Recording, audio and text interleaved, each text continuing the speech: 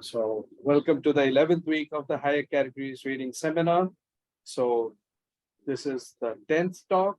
10th talk so far. And today's speaker is Logan from UCLA. And he'll be talking about the arrow and comma infinity categories. So Logan, take it away. All right, so this week we're talking about arrow and comma infinity categories. Last week we talked a little bit about limits and colimits and an infinity category. So if we're going to start with this, let's start with quasi-category lands. So some of the motivation for some of the universal properties these satisfy comes from quasi-categories. In particular, we have the example of what we call the arrow infinity category, A, for some infinity, A is some quasi-category.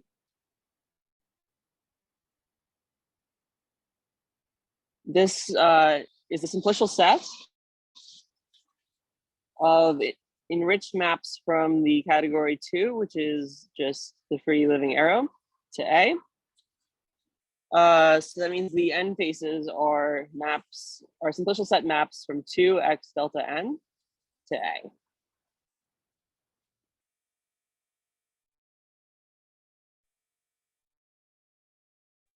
All right, this is just the simplicial. What does this do for us? Well, if we want to think of this as diagrams valued in A, we can think of this as this category here looks like this. So we can try and think of this as arrow-shaped diagrams in A. So in particular, we can compare how this looks from the homotopy category of A, of this arrow category. And we can compare this to the homotopy category of A, cotensored with 2. This is just your usual arrow category of an ordinary category, like you would have from an ordinary one category theory. So we have these two different, this homotopy category here, and we have this homotopy category cotensored with 2 here. In particular, we have a comparison map here, let's call it F, just by universal properties of these cotensors. So in particular, we can ask what kind of nice properties that F might satisfy. F is not always an equivalence. There is stuff that can go wrong. But for instance, if A is a category, just an ordinary category, living in quasi-categories, F will be an equivalence, but this does not in general have to hold. But F does have some nice properties. And this leads to a definition of a smothering functor. A functor F from A to B. Actually, let me use different letters. So use X and Y. X to Y of X and Y is smothering if, all right, first we're going to require that F is surjective on objects.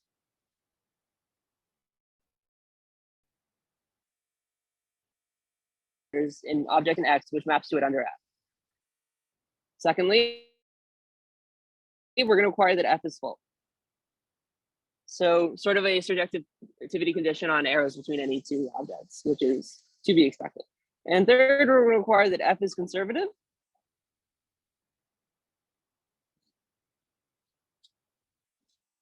Which means that if F maps,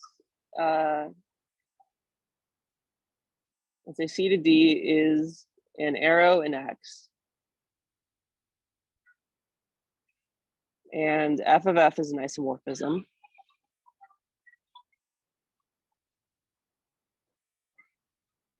then F is an isomorphism.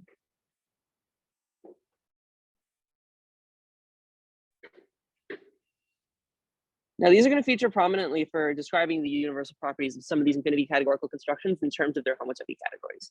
First and foremost, we have lemma. Let's say, if A is any quasi-category,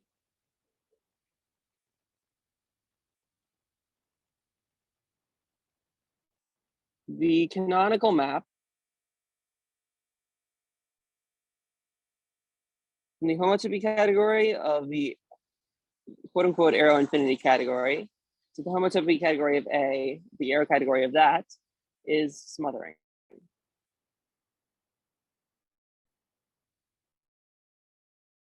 All right, so let's prove.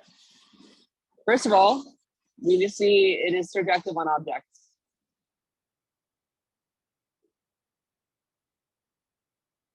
Well, what are the objects of HA2? Well, these are just functors from 2 into A. So in particular, it means it's me some objects of A, and B, along with some map in A. So anything that looks like this, in the homotopy category, we can lift, well, the vertices we can lift on the nose. So we can lift this to, let's say this is an HA. Well, we can lift this to A and B in A, and we can choose some map F, some one simplex, which represents this arrow here. And this is going to give us a functor from 2 into A. So this is going to give us an element of HA2. There's many different choices for F. This is non-unique. You can take anything homotopic to F. But the point is, it's surjective on objects because these are the objects of HA2. Let me denote this by this so that you know it's just a lift of F. And these are the objects of HA2. So in particular, this maps to this under the canonical functor because the canonical functor just takes homotopy classes. And this is going to give you that. All right, secondly, we need to see that it is full.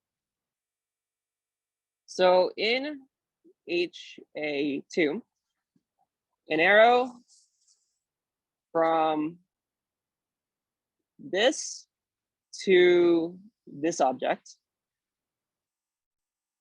is an arrow here, let's call it G, an arrow here, we call H, such that the relevant diagram commutes. So this is your classic categorical thing. So in particular, assuming we already have specified lifts for these F and F prime, I'm going to call them again with the quotations. And here, well, we know what a commutative diagram is. It means that we just have some morphism here that we can say G. We can just take any lift, and we can take some other lift here called H. Now, by definition of our homotopy category, based on how these actually work, to say this diagram commutes means that we have some K here and some two simplices filling in these two areas. So in particular,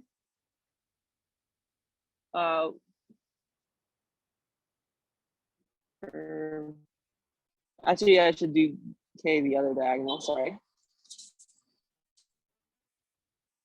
So in particular, since we have this K here and these filling in these two simplices, we can take this to be, we can take two simplices to be just these, and this is going to give us precisely the data of a morphism in HA2. Since the one arrows are just delta 2x delta 1, 2a, sorry, it should be delta 1x delta 1. And this is precisely the data of a square that looks like this. So we can lift any morphism between two specified images of elements in HA2 to that lives over here to something that lives up here. And therefore we are full. So that gives that claim. And thirdly, we need to see that it is conservative.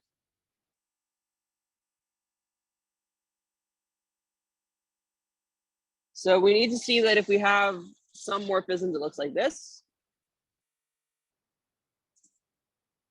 in A2, well, really in HA2, then this being an isomorphism implies that it is also an isomorphism in here. Well, we note that the isomorphisms in HA2 are those which are precisely those which are isomorphisms on this arrow and this arrow in here.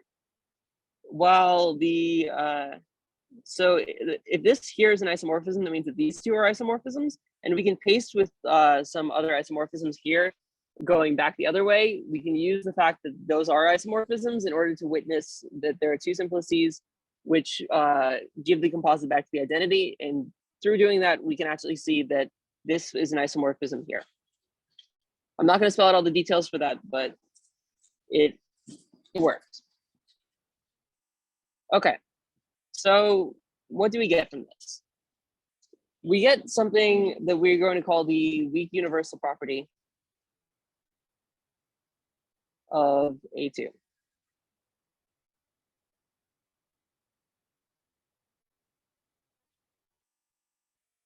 Okay, so first of all, these are all going to be properties which come from the fact that the map we just defined before is a smothering functor. This is just going to spell it out in the homotopy 2 category. All right, well, actually, before I do that, let me just notice if K is an arbitrary infinity cosmos,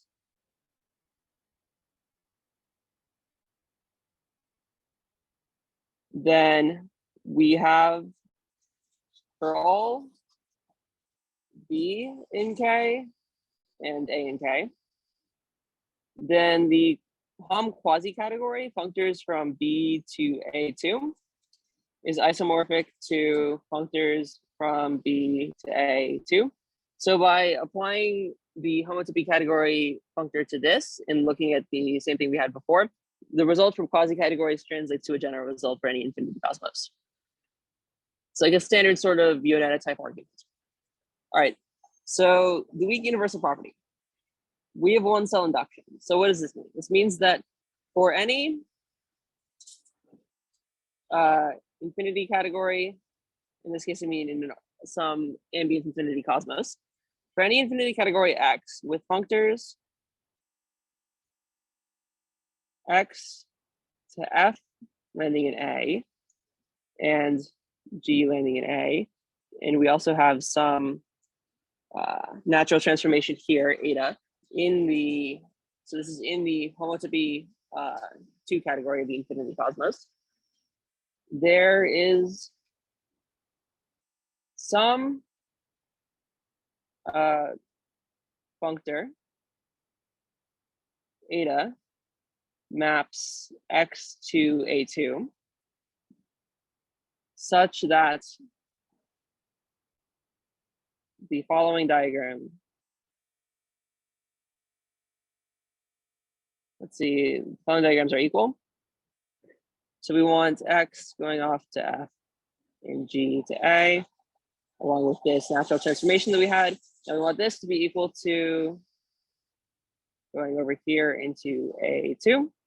And then we can go off by projection onto the first coordinate. And we also go off onto the projection onto the second coordinate, back to A. And then there's a canonical map here, which is just, let me call it phi, which is just induced by taking your first target to the of P0 to the second along the arrow that it specifies by this functor from 2 to A. So this is a canonical natural transformation you have here. So this is sort of universal with this property. Notice we didn't specify any uniqueness assumption in this existence of beta, but that, I mean, it's not unique, but it is unique up to some isomorphism fibered over A, which we're going to see in a second. So secondly, we have that we have 2-cell induction. So if we have a diagram, so if we have 2 functors to A2, let's call this eta and chi. And we have natural transformations from P0 eta to P0 chi.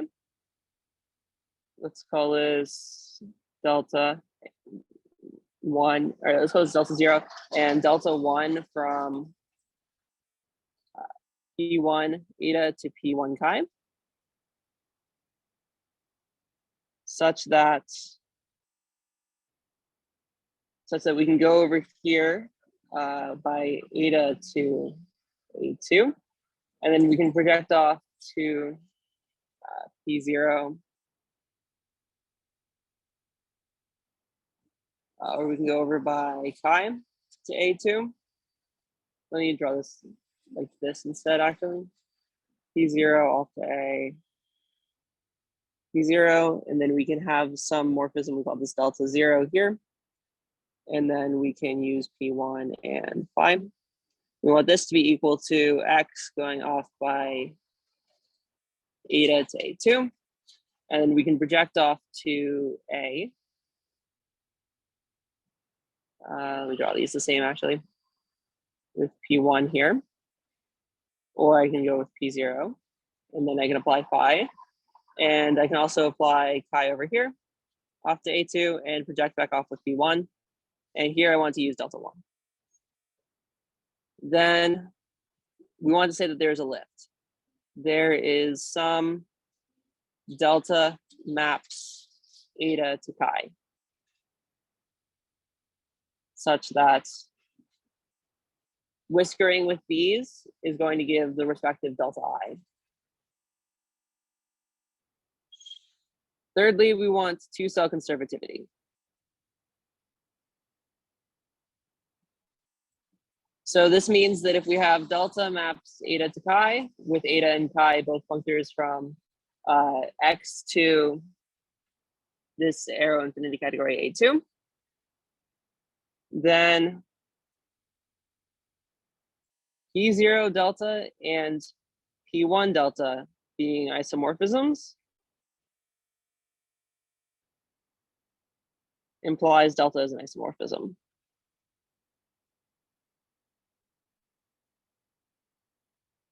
All right, so let's prove this.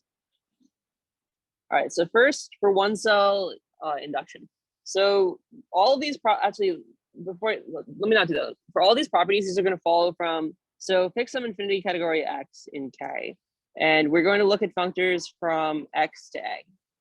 In particular, we have functors from X to A2. We wanna compare this with these, well, if we're looking in the homotopy 2 category, then what we're looking at for all of these is we're really looking at the homotopy category of functors from X to A, the arrows of this, because that's really what this means for these different natural transformations here.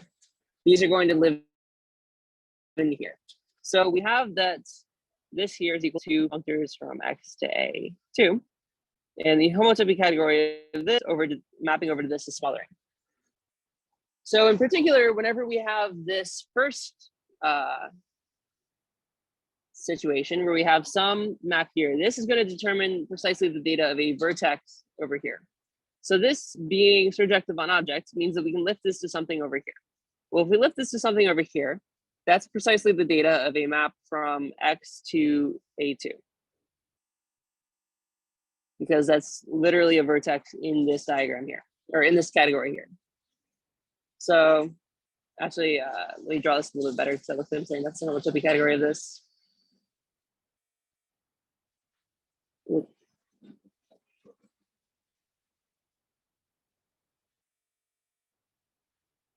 Okay. So in the second situation, we have these morphisms here.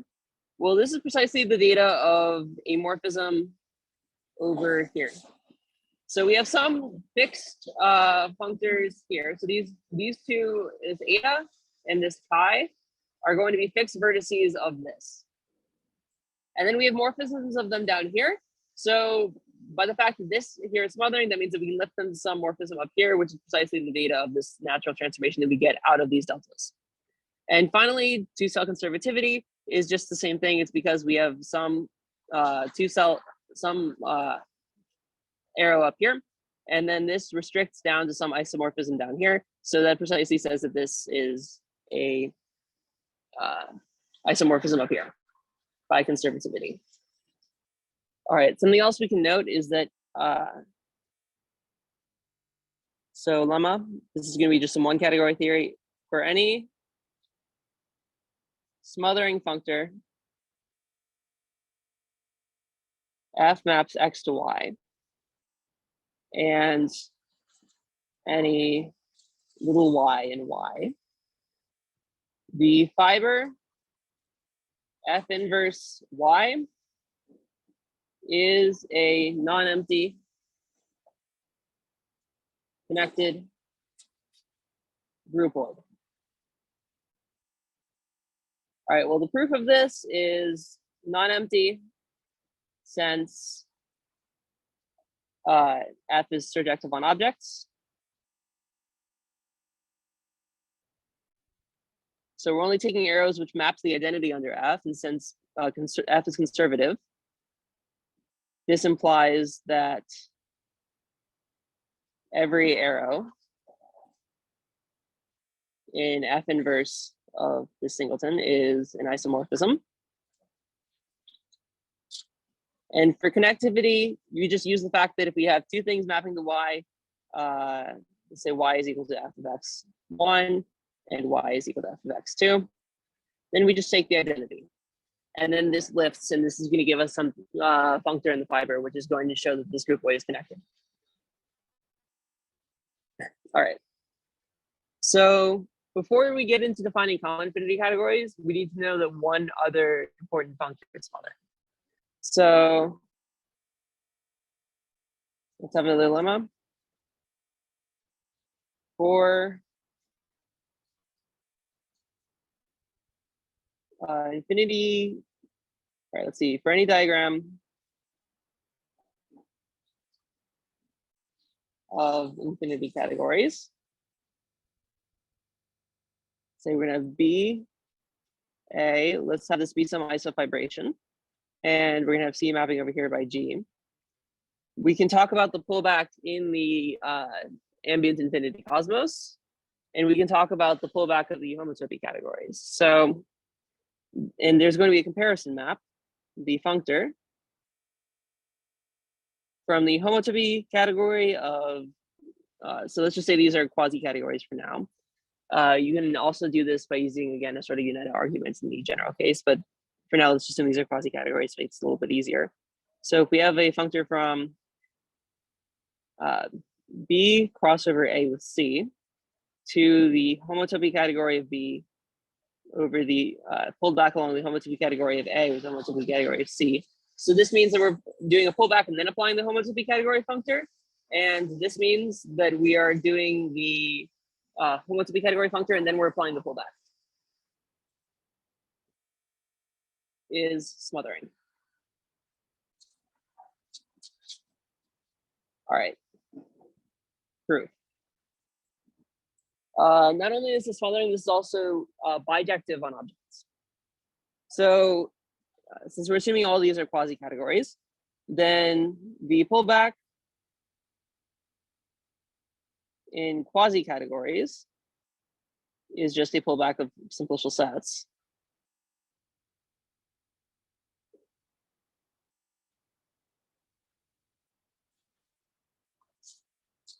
In particular, we have that BXAC0 is equal to B0 pulled back along A0 of C0. And the objects of the homotopy category of B pulled back along the homotopy category of A with the homotopy category of C are, well, if you take a pullback in categories, then it's just going to be exactly a pullback on the underlying objects as well. So these are just going to be the pullback on underlying objects, but the underlying objects of some homotopy category of a quasi category are precisely the zero simplices in the quasi category. So we see that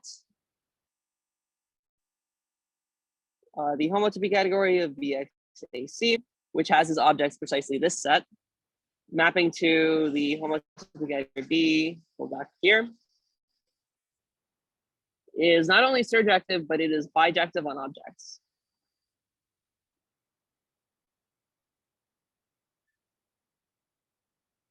All right, and what about on arrows? So on arrows, we have to look at, given any map in here, so some arrow in this category here, we want to see that this comes from some arrow up here.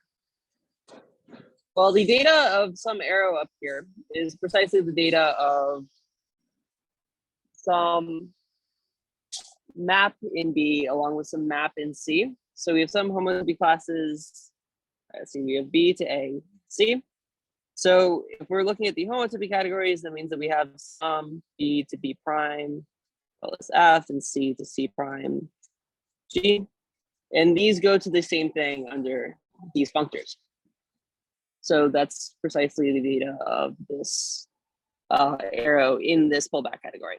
So we can lift these up. So this is going to come from some C to G, C prime up here. This is going to come from some B to F, B prime up here.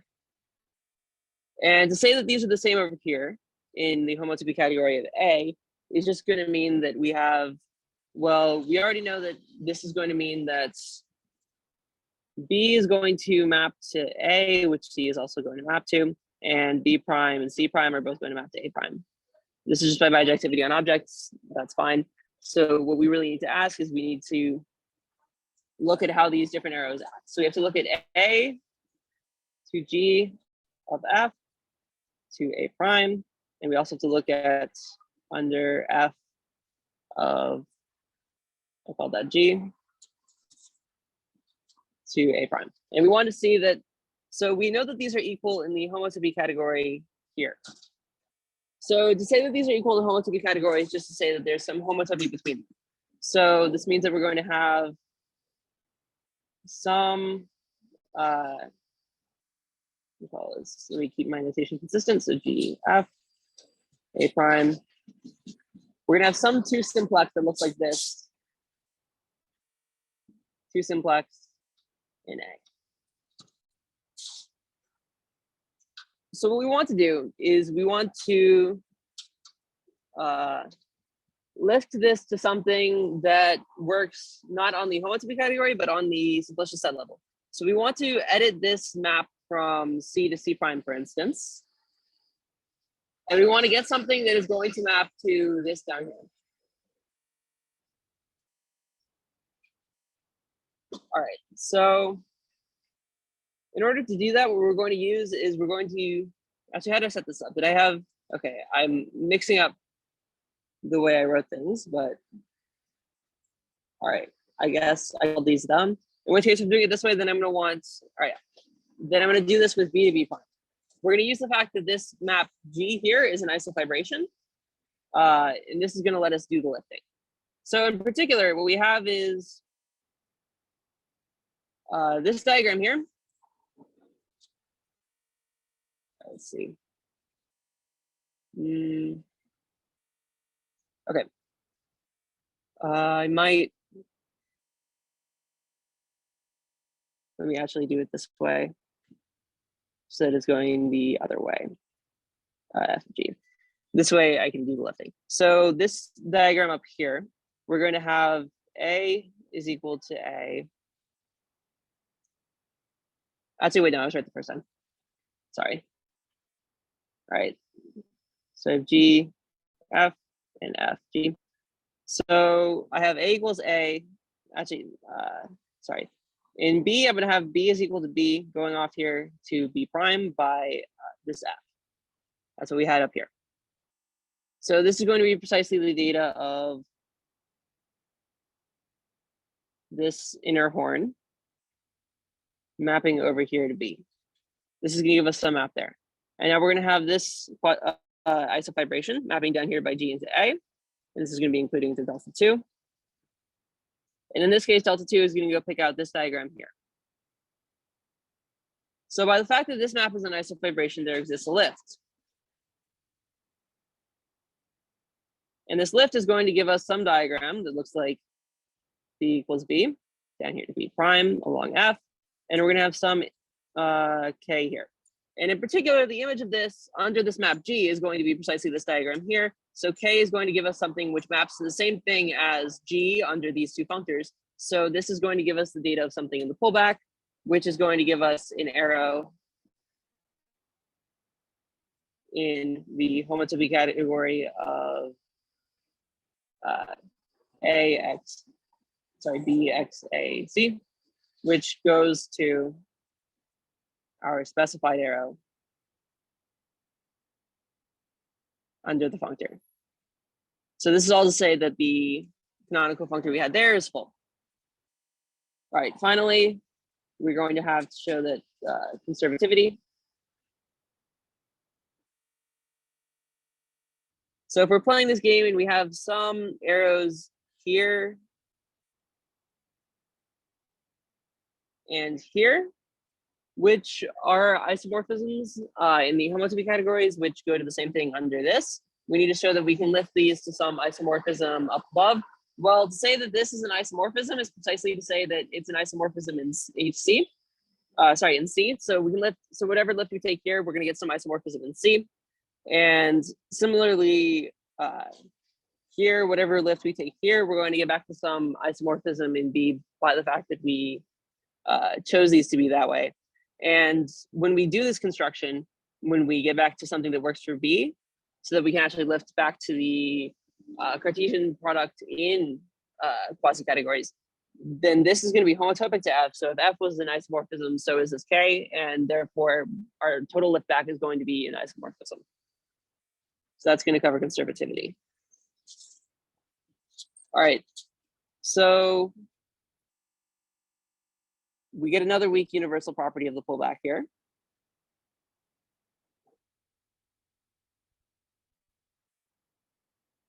This just comes from these smothering functors. So one, we're going to have one cell induction. So this says that given X, some infinity category going off to C here, going off to A, B here. So we have given some commutative diagram like this in the homotopy 2 category. This is going to give you some map to A2.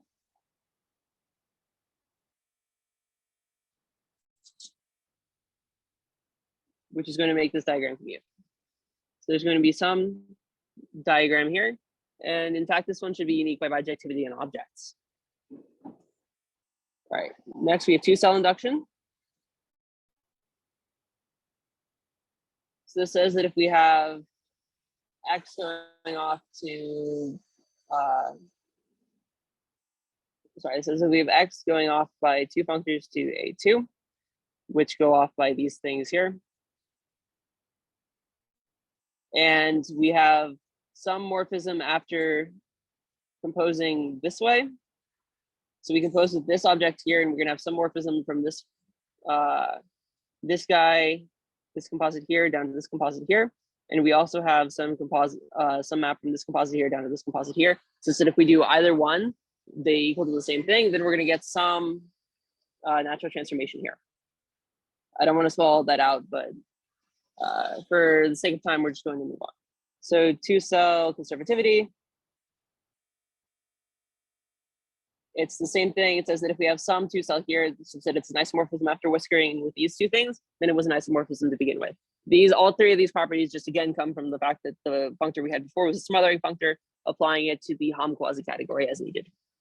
All right. So now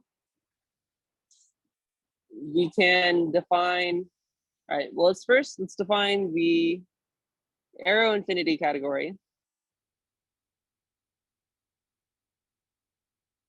of A is the category A2. Well, we also, or any infinity category with projection functors P1, P0 off to AXA, such that it is fibered equivalent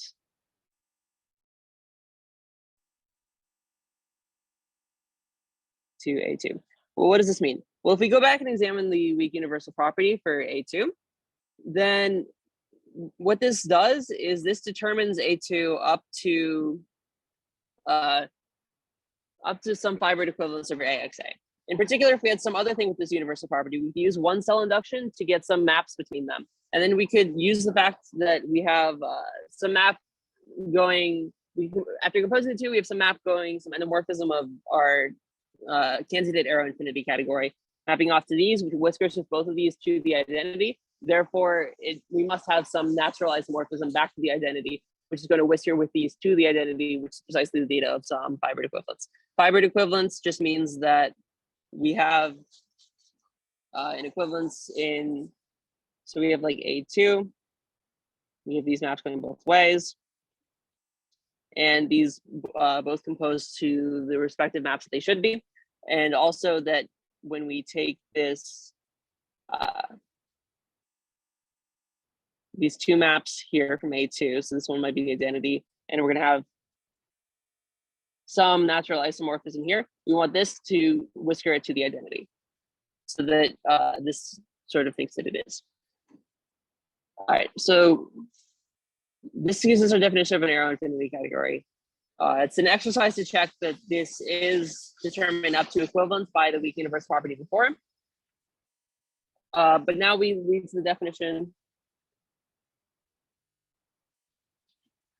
So let F maps B to A and G maps C to A be two functors of infinity categories. We define the arrow, the common infinity category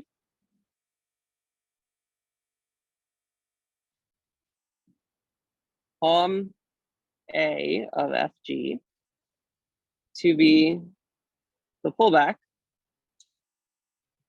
in the ambient infinity cosmos. So we have A Fg here. We're going to have the projection functors here, which is going to be the data that this comes with, off to CXB. So we're going to be sending these over by G and F into AXA. Here we're going to have our arrow infinity category from before, and we're going to just project off P1, P0, and we're going to have something here. So what is the intuition behind this? So this sort of says that we're taking some elements here. So this is going to be the target of some morphism. This is going to be the source, and then we're going to have some morphism between them. Here we're saying that we're going to have the source be something from B and the target be something from C. And then this pullback is going to witness also our arrows as things in B and things in C, which makes some diagram commute, just like you would want for your ordinary comma category from one category theory. All right, so this has a weak universal property.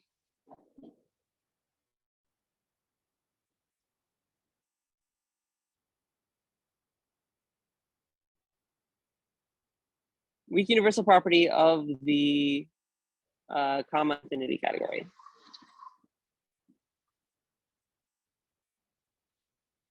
So this says that, first of all, we're going to have one cell induction.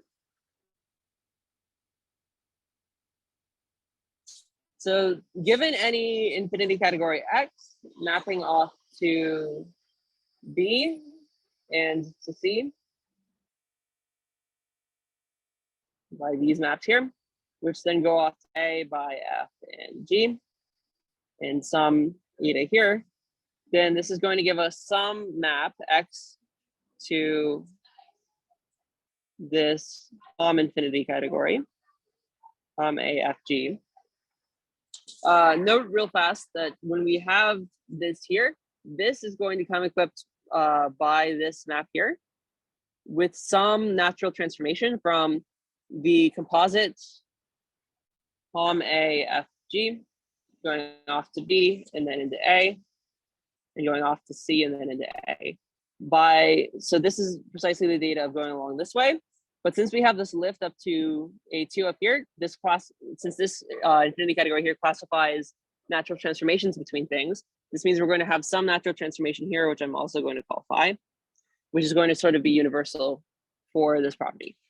In that we're going to have this here off to C, we want this to be C, and off to B, we want this to be B, we want this diagram to commute, and then we want going off to A, We can go over here by phi. We want this to be just the same as going over this way and then applying our eta.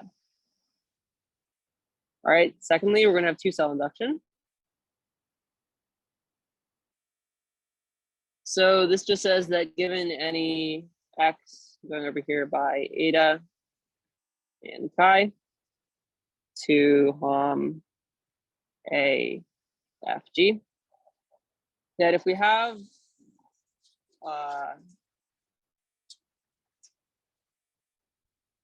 some natural transformations to go like this,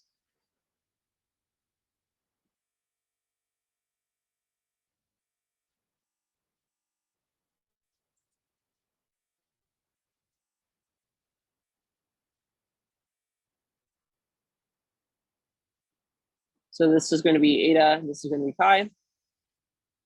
And I have some natural transformation delta 1 here, such that this diagram is equal to, if I were to go here and start with going off to here by chi and here by eta.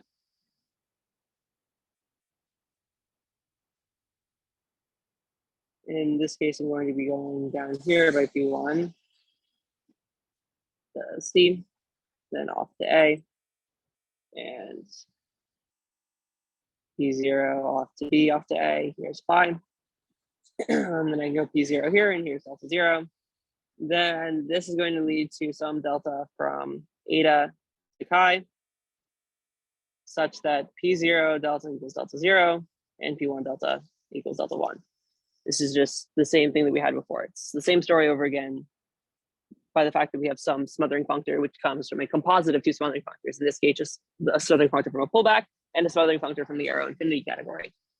So here we also have two-cell conservativity. This one again just says that if we have some two-cell like this, such that these two whiskerings are both isomorphisms, and this was an isomorphism. All right. Whoops. All right, so proof, we're going to use A2 down to A, XA. This is going to give us some smothering functor from HA2 to HA2. And here we're going to BX, CXB, and we're going to have this pullback to here. And this is going to give us a composite of smothering functors from this pullback, which is going to allow us to conclude the claim.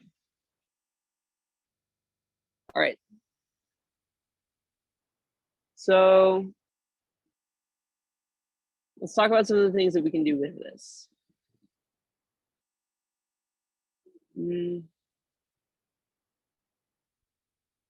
All right. So if we want to classify some of these maps, we can look at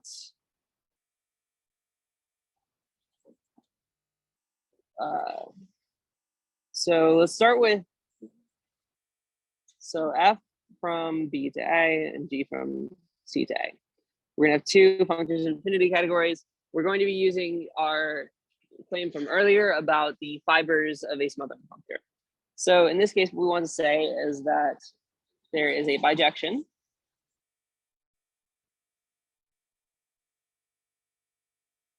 between, so here we're going to have a set, so for some x, so x some fixed infinity category, we're going to have x mapping off to B, A, and C to A. So these are going to be some functors here, and we have some natural transformation eta. So the set of all of these natural transformations living over F and G in this infinity category, these are going to be in bijection with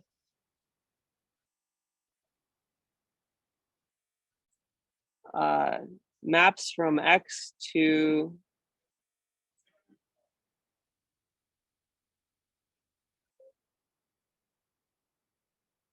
a FG fibered over this projection. We're questioning out by an equivalence relation. So in this case, when we're questioning about an equivalence relation, we're taking the fibered isomorphism classes of these arrows. So what this means is we're taking precisely these arrows such that they're equivalent if there is some natural isomorphism between them, such that when you whisker with these guys here, you get the identity. And this is, if you trace back our definitions so far, this is precisely to say that we have some arrow in this fiber over this object of the, really you can treat this as some object of like the homotopy category, the pullback of the arrow infinity category with these guys. And this is precisely going to say that this is the fiber over this, and this is using the fact that it's a connected groupoid. All right.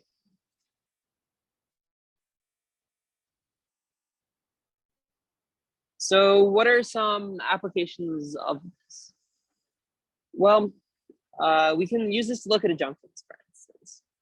So let's say we have,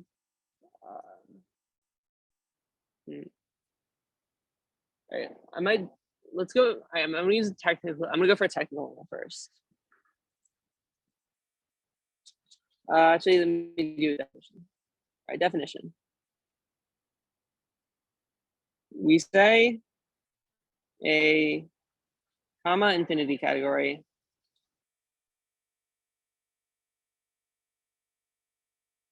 A from F to G is representable, well, right representable,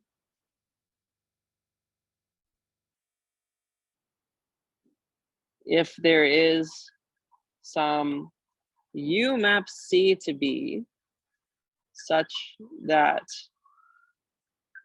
A F G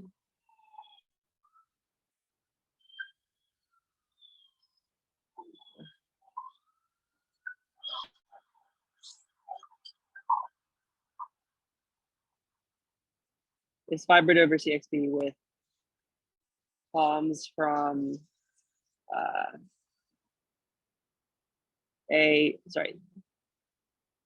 here we're gonna have B as our targets and from B to U. So what this says is that we're gonna have B here, mapping over with F to A, and here we're gonna have C, and this is going to give us some data of some U mapping up here.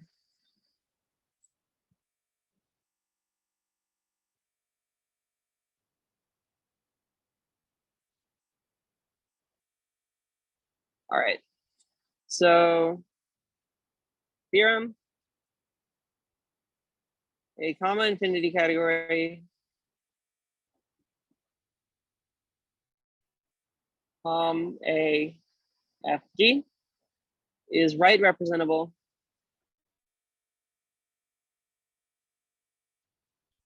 if and only if there exists an absolute right lifting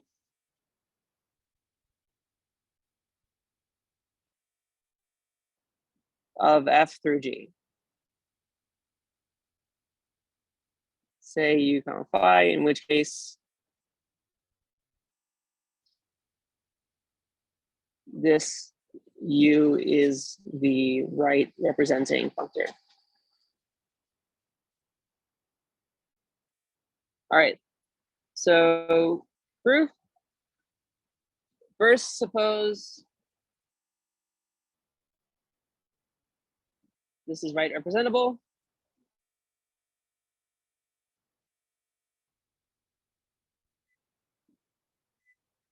Then there is a, so if this is right representable, then there is a fibered equivalence.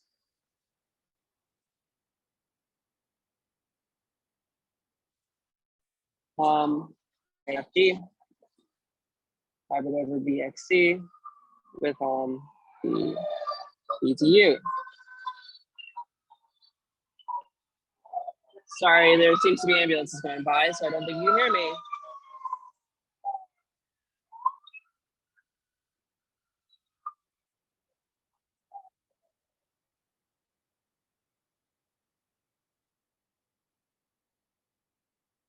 All right, sorry. All right, so in particular, this functor from HOM B, BU to hom a f g, which gives this equivalence. Let me actually draw this below.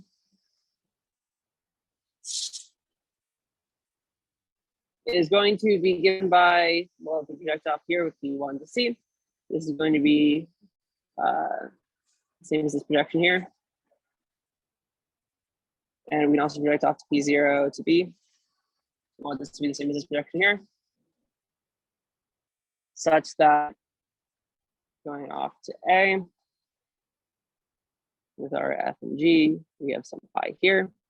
And this is going to give us some morphism from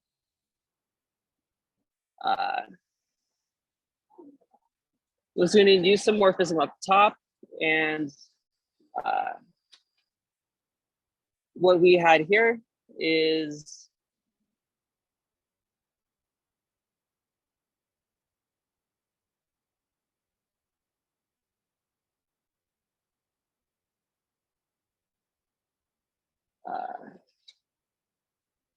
hom B from B to U. Going off to these two, this is going to be equal to this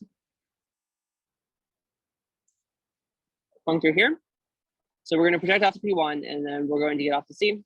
We're going to go apply U. We're going to get off to B, and we're going to use the canonical arrow that comes with this, because this is what it means for it to be fibered, because we have to have this condition holding. G to A to F.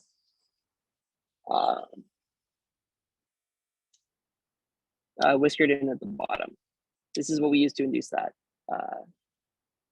that map. So really should be the other way. All right, sorry. So if we have some, okay. So if we have some x to be off to A with F here, so we want to show that this is an absolute right lifting. So we have some eta here. Well, we know that this is equal to x going off to A, F, G, and then I can project off to B, go into A, and project off to C, go into A, and use this canonical morphism here. So we call this eta. So we know that this is equal to this for some eta here. And we want to factor this over U. So we're going to use the equivalence that we have, this fibered equivalence. And we have x, we can compose with the fibered equivalence from hom A, F, G to hom B of BC, or BU rather. And this is going to give us a map to hom B, BU. And this is going to go off to C, which goes up by U to B. So we're going to have a natural transformation. And here we're also going to have these line unite. So in particular, this here, if we expand out this part of the diagram, this is going to give us precisely the data of some x going off to C and B. Here we're going to have U, and it's going to give us some natural transformation here, along with some natural transformation that we had induced by these guys here. And in fact, if you trace through this construction, then you can use the lemma we had before to show that this guy here is unique. I'm running a bit low on time, so I think I'm just finish this proof and leave it at that. But I'm going to be a little bit hand wavy just for the sake of time. But you can show that this here is unique, induced with this property by using the universal properties we had before. Conversely, if we have some absolute right lifting, C going up to U to B, coming down to A, G, F, and some epsilon here, then what we can get from this is if we just paste this diagram with hom B, BU, going off to C, which goes up by U to B, and we're gonna have some pi here, then This gives us some epsilon, and this is going to induce for us some map Hom B BU to Hom A FG. And this is what we're going to want to be our fibered equivalents. Conversely, our Hom A FG going off to C and then off to A here. This is going to induce for us by the absolute right lifting property some maps from this to, well, we're gonna have some R here. And then when we paste with this epsilon, I think I forgot to draw that earlier. There should have been something here. But either way, when we paste with this epsilon, we're going to see that we have this natural transformation up here, which is classified by a map from Hom A FG to Hom B BU. So when I write Hom B BU, that means the identity of B. This is equal to identity of B. So in particular, when we do these inverse equivalences, we use the absolute right lifting property, which is enough to show us that we actually can lift up to equivalences from this. I'm out of time, so I'm going to leave it at that.